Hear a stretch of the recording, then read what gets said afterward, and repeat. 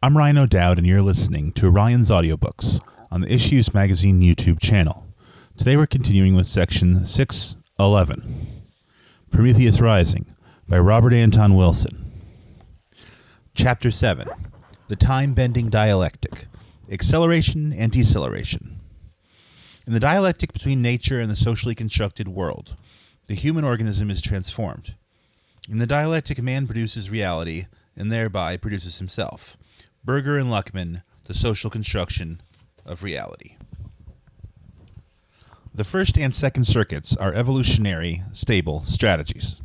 They've worked in more or less the same form, not just for primates, but for other mammals and for other species over vast aeons of time.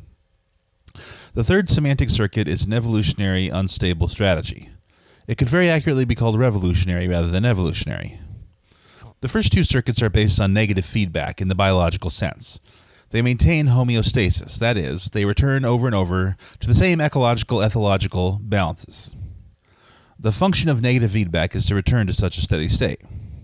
The time-bending semantic circuit is not based on such steady-state positive feedback. It's a mechanism of what cyberneticists and biologists call positive feedback. It does not return to a steady state, but constantly seeks a new equilibrium at a higher energy level. Negative feedback returns to a fixed point, like a thermostat. Positive feedback seeks a moving goal, like a guided missile. The first two circuits maintain that which is more or less constant in human affairs.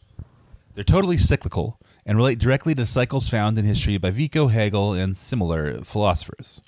The third circuit has always been hemmed in and heavily sanctioned, with rules, laws, prohibitions, taboos, etc. Because it breaks up such cycles, it leads, if unleashed, to an upward hurtling spiral. In societies where the third semantic circuit has been partially unleashed, it has never been totally freed in any society. The upward spiral immediately appears. This used to be known as progress before that word became unfashionable. The upward spiral, whether we call it progress or not, is characteristic of what Karl Popper calls open societies. These are secular humanistic societies, cultures relatively free of taboo and dogmatism. Such freedom, up to and including the present, is only relative because many taboos are unconscious and pass themselves off as common sense or common decency, etc. Whoever challenges them is by definition a heretic, by definition a traitor, or by definition an irresponsible nut. Rationalists who dominate in relatively open societies also have their own taboos, as we shall see. It was historian Henry Adams who first conceived the idea that there might be a mathematical expression describing the rate of change in human societies.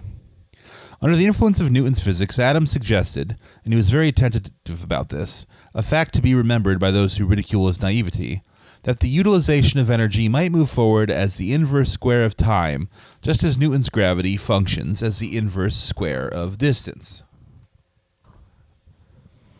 Accepting the anthropology of his day, Adams assumed humanity in its present form was about 90,000 plus years old. He then reckoned that it took most of that time to arrive at Galileo, the scientific method, the beginnings of the Industrial Revolution, and the great leap forward in energy utilization characteristic of the modern age or the open society.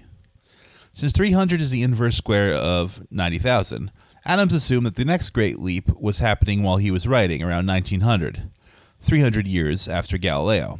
Looking about him, he decided this next jump to higher energy was occurring in the researches of the Curies, who had discovered radioactivity.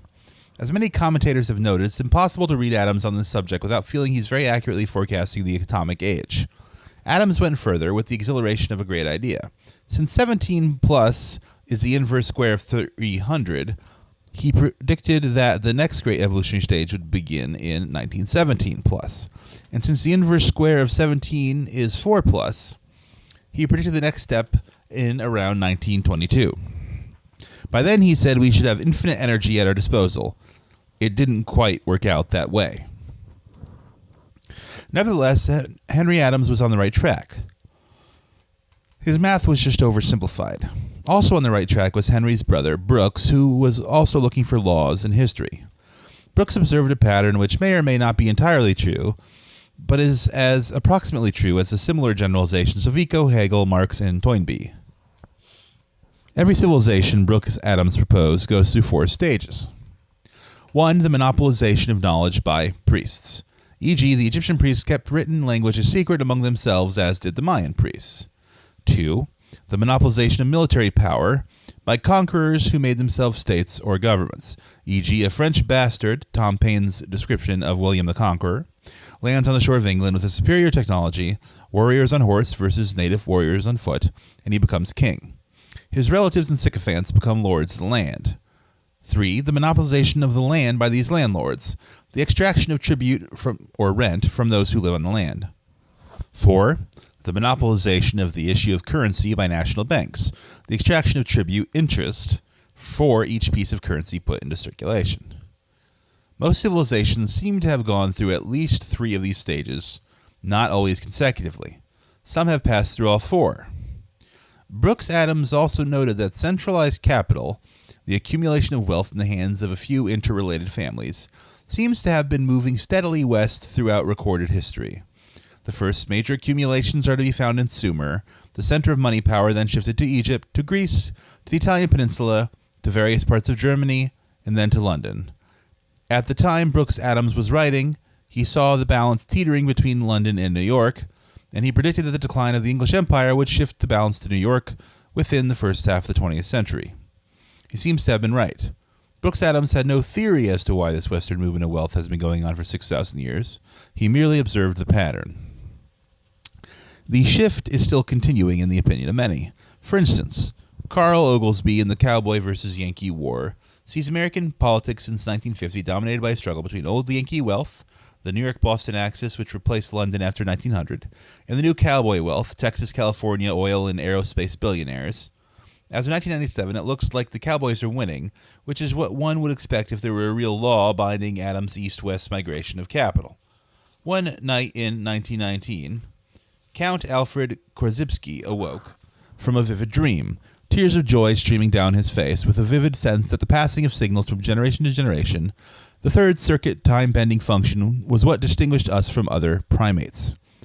Korzybski originally suggesting that time-bending could be defined mathematically.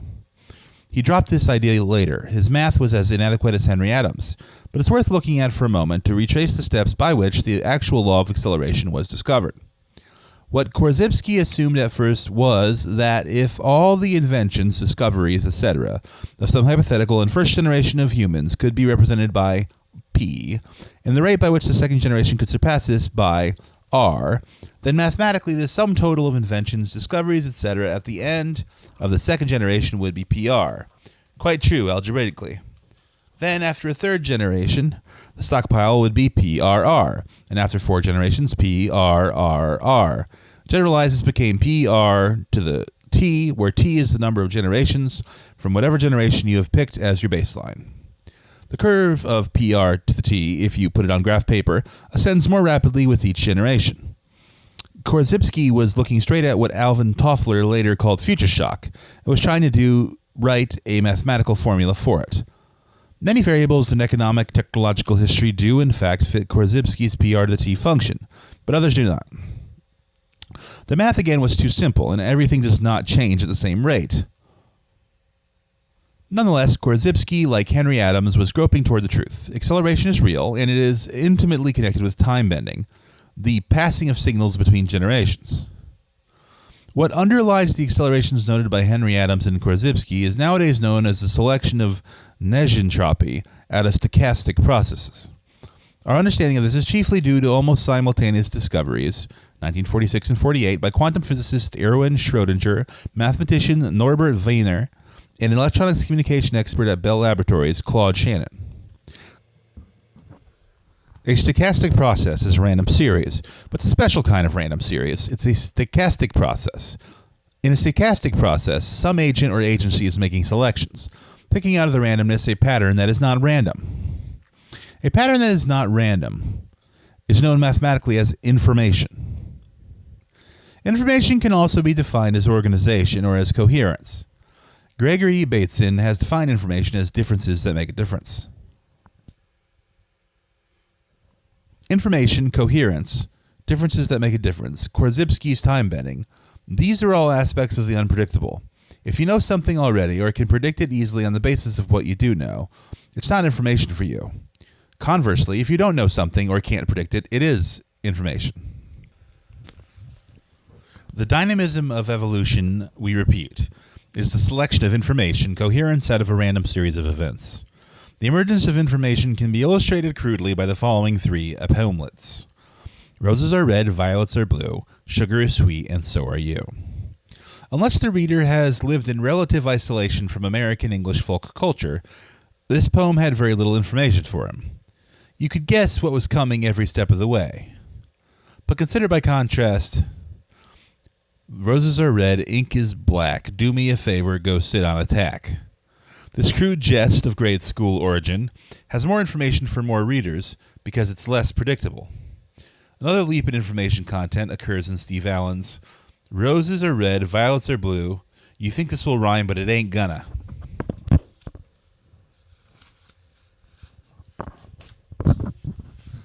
The humorous unpredictability of this poem gives it mathematically a higher information level than the predictable Valentine poem we started with. If this is still obscure, try it in terms of Bateson's elegant simplification. Information is difference that makes a difference. Information is also known mathematically as negative entropy, or, in a widely used abbreviation, negentropy. Entropy is a measure of the deadness of a system. Negentropy, or information, is a measure of the liveliness of a system. Evolution is always a matter of at least two stochastic processes, each one acting as selector of the others. That is, in non-living systems, where no such selection is involved, entropy, lack of coherence, steadily increases, as stated in the famous second law of thermodynamics. In living systems, due to stochastic co-selection, negentropy, information, steadily increases. In Schrödinger's phrase, life feeds on negative entropy. Life is an ordering, selecting, coherence-making process. Without getting embroiled in metaphysics, life, evolution, behaves as if it were always aiming at higher coherence, i.e. higher intelligence. This process accelerates because it is, as Shannon demonstrated mathematically, logarithmic. Logarithmic processes are such that if you put them on graph paper, the curve rises more and more all the time. Hence, the accelerations noted by Adams and Korzybski are human increments in a process that's been innate in evolution all along.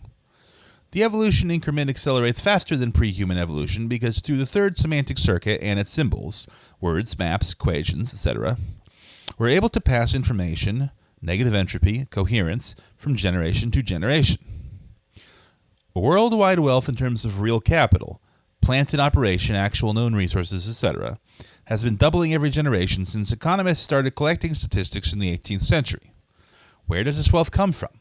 According to orthodox economists, it comes from land, labor, and capital. According to Marxists, it comes from land and labor alone, and the capitalist is a thief who has inserted an artificial bookkeeping system into the process. Both are wrong. Land and labor alone, and land, labor, and capital together, can't produce new wealth if they are all organized by a fallacious idea, such as searching for oil where oil is not. The real source of wealth is correct ideas, workable ideas, that is, negative entropy, information. The origin of these coherent ideas is the human nervous system. All wealth is created by human beings using their neurons intelligently. A neurotic young man once went to a Zen master and asked how he could find peace of mind. How can you lack anything, the Roshi asked, when you own the greatest treasure in the universe? How do I know the greatest treasure in the universe? Asked the young man, baffled. The place that question comes from is the greatest treasure in the universe, said the master, being more explicit than is common for a Zen teacher. Of course, as a Buddhist, the master had taken a vow of poverty and did not mean exactly what we mean here. But he knew that the brain produces all that we experience. All our pain and worry, all our bliss states and ecstasies, all our higher evolutionary vistas and trans-time peak experiences, etc. It's also the greatest treasure in the universe in the most materialistic economic sense. It creates all the ideas which, socially employed, become wealth. Roads, scientific laws, calendars, factories, computers, life-saving drugs, medicines, ox carts, autos, jet planes, spaceships, etc. If you are not alone in the wilderness, lift your eyes from the page and look about. All that you see, whoever theoretically owns it, is a time-bending product of the materialized or manifested ideas of creative men and women. It's all negative entropy, coherent order. And it is moving toward higher and more coherent order at a faster rate of change all the time. Of course, if you are alone in the wilderness, you will also see coherent order, but in this case, the rate of change toward higher order is much slower. That is, those stochastic processes, which we call genetic drift, evolution, etc., are co-selecting higher order at a different time rate than those stochastic processes, which we call human thought, invention, culture, etc. This is why it's so hard to reach agreement about whether the natural processes are intelligent or not. As Bateson points out, if we accept any ordering process as intelligent, then the biosphere is indeed intelligent. But if we save the word intelligence only for those ordering processes that move at the same speed as our brains, then nature is merely mechanical, not intelligent.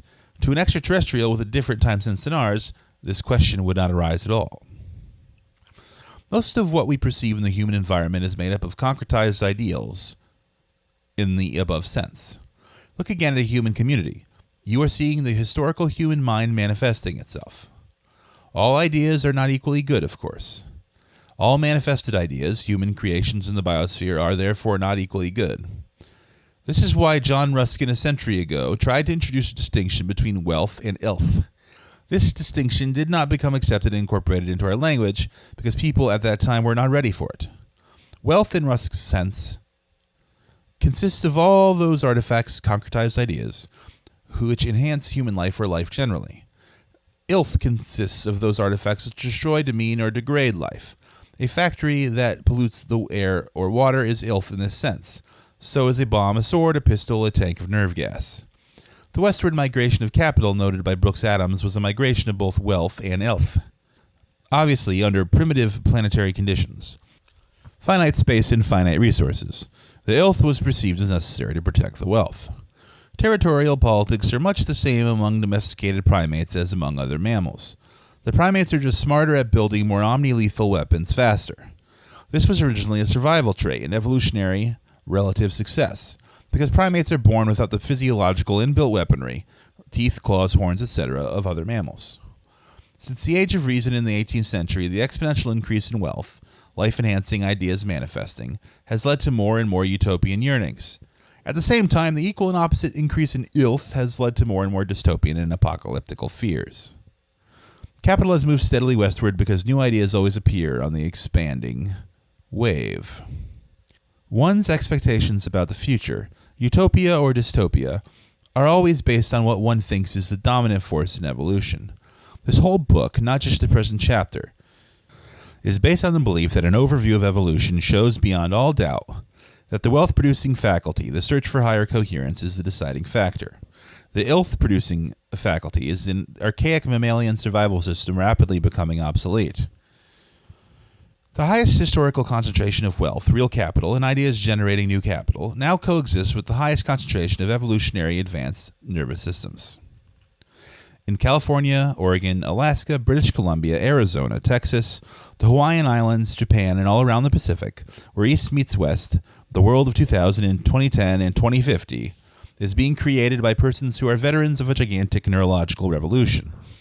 The psychedelic pioneers of the 1960s, the graduates of the consciousness movement of the 1950s through 70s, the synthesizers of modern psychology and ancient oriental mind sciences. These persons are called the Aquarian Conspiracy by Marilyn Ferguson, one of their spokespersons. They are denounced as the Me generation by Tom Wolfe, a time traveler from New York, i.e. from the neurological past, from a culture crystallized before 1950. This Me generation is the temporary high water mark of the time-bending function, moving steadily westward, away from tradition, away from dogma. They are the products, as Edmund Burke said of the first Americans, of the dissidents of the dissent in the Protestantism of the Protestants. Every heresy that left Europe produced newer, wilder heresies in the eastern seaboard, 1600 to 1800. Those that were too far out had to move further west and produce the 1,000 utopian communities, anarchist, evangelical, free love, etc., that were attempted in the Midwest during the 19th century. Those who were even further out of the traditional mode, moved further westward in the last 30 to 70 years. All of the fallout of this migration seems weird to the eastern states and even weirder to Europeans. It all became much weirder still when it hit the Pacific and began to interact with the Oriental neurosciences and brain change arts like yoga and Taoism and Zen. It saw the Orientalists in soul without becoming Oriental entirely. It remained Western, the dissidents of dissent, etc. It's been gaining momentum and direction for 2 or 3 decades now. It aims at higher coherence and higher intelligence. This is the new power elite. As youngsters, these Aquarian conspirators made the youth revolution of the 1960s, which, whatever its excesses and blunders, permanently changed and improved student, administrator, teacher feedback in the universities, liberated our Puritan culture for some healthy hedonism, imported a dozen varieties of Oriental neuroscience and 24 varieties of Oriental humbug, alas, launched the ecology movement, the first planet-wide perception of the difference between wealth and illth, recreated a true love of the wilderness and of wild creatures, pioneered flex time and other liberations from economic robothood, launched women's lib, gay lib, child lib, and generously supported black lib, ended the Vietnam War, spread holistic medicine throughout our culture, etc. The same group is now leading the computer revolution, spearheading the drive towards space migration, supporting the Hunger Project, which will abolish starvation in our lifetimes, leading the longevity revolution and search for immortality, etc. And they are all very conscious of being part of the intelligence intensification explosion, which is the major topic of this book. This type of Western progressivism, or utopianism, came out of the Mideast and is a distinct contribution to the Jews, which is why all reactionaries are intuitively anti-Semitic. As William Blake wrote of this tradition, the prophets Isaiah and Ezekiel dined with me, and I asked them how they dared so roundly to assert that God spoke to them, and whether they did not think at that time that they would be misunderstood and so be the cause of imposition. Isaiah answered, I saw no God, nor heard any, in a finite organizational perception, but my senses discovered the infinite in everything, and as I was then persuaded and remained confirmed that the voice of the honest indignation is the voice of God, I cared not for the consequences, but wrote. This vision of the infinite in everything is common to East and West. What is distinctly Western out of the Jews is the voice of honest indignation against every institution which would deny or demean the infinity within each human soul. The release of our full human potential to let the light of Prometheus shine everywhere is the distinctly Western mystic tradition and does not appear in Hinduism, Buddhism, Taoism, or any Eastern religion. Thomas Jefferson developed his view that all men are created equal from the perception of the infinity within each of us, which he learned from the Scottish philosophers Reid and Hutchinson. It was also from Hutchinson that Jefferson got his idea of unalienable rights, which Congress, in the interest of stylistic elegance, altered to inalienable rights. The Scottish Enlightenment, like the French and English Enlightenment, was the beginning of the materialization and manifestation of the Judeo-Christian vision of the heavenly city. It was also this 18th century Illuminati circle which introduced the concept of progress, the conscious formulation of the symbolism of Prometheus. This vision has been under so much attack in recent decades that to defend it at all will seem archaic and eccentric to many readers. Nonetheless, evolution is real. Quantum jumps do occur throughout the biosphere and throughout human intellectual history. We're riding a mounting tidal wave of rising consciousness and expanding intelligence, which is accelerating whether we like it or not. By and large, most people, and especially most ruling elites, have not liked this acceleration factor. The migration of capital, i.e. ideas westward, has been largely a flight from oppression and escapist movement, as critics today describe space as escapist. Everywhere, the rulers of society have tried to put a brake on the Third Circuit, to decelerate the acceleration function, to establish limits on what was printable, discussable, even thinkable. The Greek myth of Prometheus Bound, the titan who brought light to humanity and is eternally punished for it, is a synecdoche, the perfect symbol of how the Third Circuit has been handled in most human societies. The peculiar way most societies have imprinted the Fourth socio-sexual circuit, the weird taboos which restrain us all in every tribe, however technologically advanced, is part of the acceleration-deceleration dialectic. The Fourth Circuit has been largely imprinted to serve as a brake, holding back the free activity of the time-bending semantic circuit. This is the historical function of taboos in morality. Exercises. 1. Compare Greece in the 4th century BC, Rome in the 1st century AD, Southern Europe at the beginning of the Renaissance, England 1600-1900, New York 1900-1950, and California today. Note the accumulation of wealth corresponding to the accumulation of heresies, innovations, cults, kooks, pioneers, inventors, etc. 2. Imagine you put a penny on the first square of a chessboard, 2 cents on the second square, 4 cents on the third square, etc. How much will you have to put on the 64th square? This is how time bending works in relatively open societies. 3. Read the denunciations of Galileo by the Orthodox of his time. 4. Read the denunciations of Beethoven, of Picasso, of Joyce by those who knew in advance what music, painting, and novels should be. 5. Are the most important scientific ideas of 1997 going to be published in Scientific American in 1997 or in 2017? 6. Research how many years passed between the publication of Einstein's paper on special relativity and the acceptance of the idea by the majority of physicists. Thus concludes section 611 of Prometheus Rising by Robert Anton Wilson, Chapter 7, The Time-Bending Dialectic Acceleration and Deceleration. Tomorrow we'll continue with section 612, Chapter 8, The Moral Socio-Sexual Circuit. I will see you then. Alam.